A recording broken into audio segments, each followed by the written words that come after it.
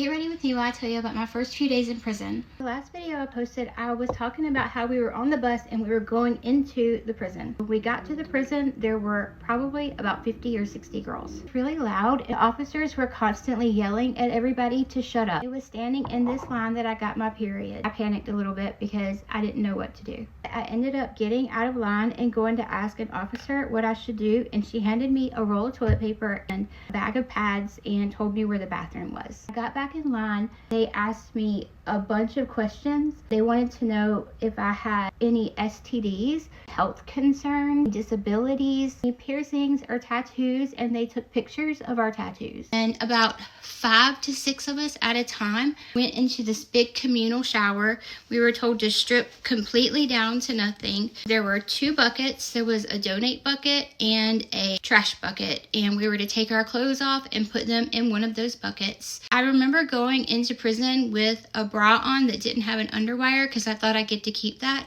but you don't get to keep your bra in prison. I stood there completely naked, no shower shoes or anything. Women of all shapes and sizes, and I was just trying not to look at anybody. I heard this girl yelling at another girl because she was peeing in the shower with everyone. Then the officers who were in there, they sprayed us down with this lice spray, head to toe, behind our ears. They made us lift our hair up.